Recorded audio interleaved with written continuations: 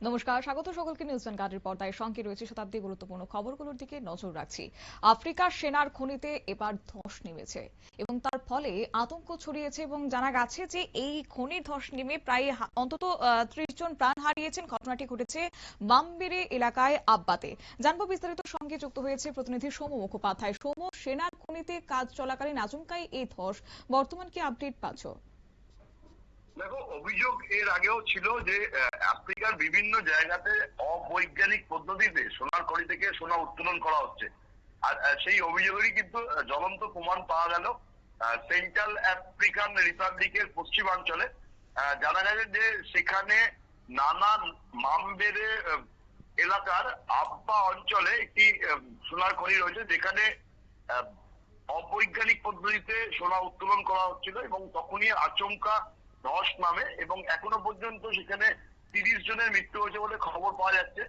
প্রচুর শ্রমিক তারা এই ধ্বংসস্তূপের নিচে চাপা পড়ে আছে, ফলে মৃতের সংখ্যা আরো বাড়তে পারে বলেই কিন্তু প্রশাসন সূত্রে জানা গেছে। প্রশাসনের দাবি যে সেখানে অবৈজ্ঞানিক পদ্ধতিতে সাধারণ প্রযুক্তি ব্যবহার করে স্বল্প পরিসরের মধ্যে খননের কাজ চলছিল এবং এই কাজ চলাকালীনই আচমকা ধস নামে।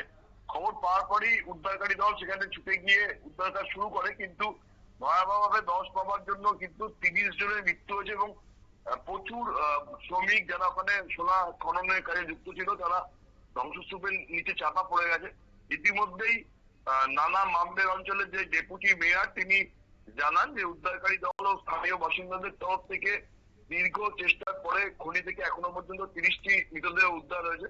কয়েকজন শ্রমিককে জখম অবস্থায় উদ্ধার করে হাসপাতালেও ভর্তি করা হয়েছে, কিন্তু এখনো যারা আটকে রয়েছে তাদের উদ্ধার করা সম্ভব হয়নি।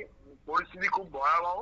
আশেপাশের মানুষের কাছেও কিন্তু প্রশাসনের তরফ থেকে সাহায্যের হাত বাড়িয়ে দেওয়ার অনুরোধ করা হয়েছে।